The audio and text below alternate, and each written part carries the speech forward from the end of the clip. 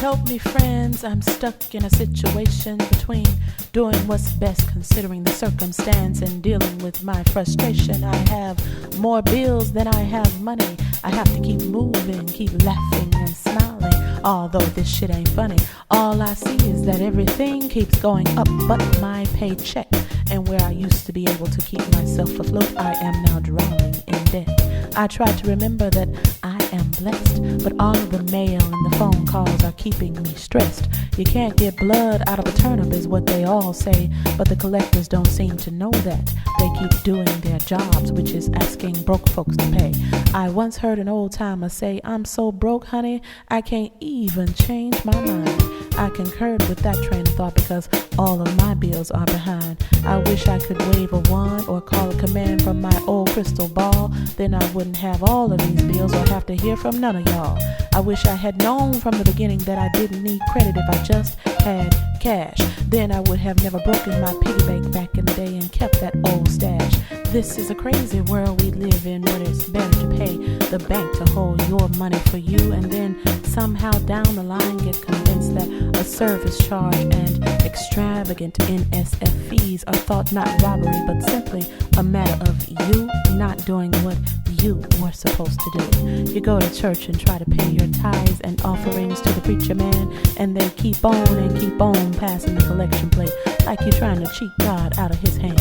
Brother, we ain't trying to be God-given. It just ain't gonna happen no matter how we try. But we do have to pay these bills as long as we keep living, and that whole life insurance, our whole life until we die.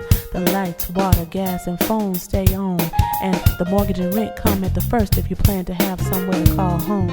But once you get there and behind closed doors, you got to feed, clothe, and shelter and educate everybody you claim on your taxes as yours. Toilet tissue, toothpaste, bars of soap, and shower gel are all parts of the process that keep us going round and round in this rotary hell. We gotta make sure we have some cans to open or some lids to pop and some bread to put before them with a little cool libation out of the icebox.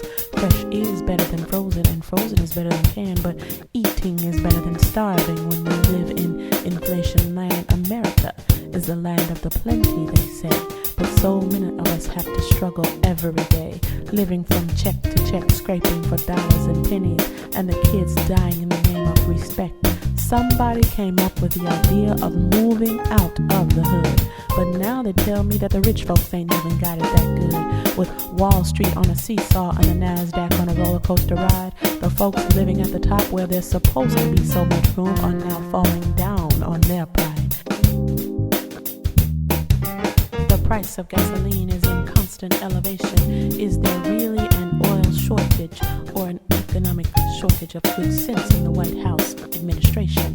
It's harder by the yard and a cinch by the inch, but who do you pay first when you have to use credit cards to buy perishables in a financial pinch? American Express says never leave home without it, but would they have ever chosen that slogan if they had insight into today's economy? I very seriously doubt it. Discover is the one who claims to be the one that pays, but they're not issuing out any credit lines to the poor and struggling these days. Bills and inflation, frustration and aggravation. The only thing I know is that we've all got to eat to survive, and the rest is up to mastering the Peter to Paul pathway, because you got to stay strong if you're going to stay alive. Tsunamis, earthquakes, hurricanes, and war. Who's spending the money we just made from those trees? If my country is so damn rich, then why am I so damn poor? $1 trillion economy, and it's hard for me to hold on to one. This is a sick and cruel game where we all are said to be equal, but the money ain't the same. I need to rewrite the rules, cause I'm tired of looking like a fool, and simply playing the game is causing me too much pain. To overcome this travesty, I have to reroute my strategy, where insight, experience, and wisdom are my loaded gun. First, I'm going to have to play to win, and then I'll play for fun.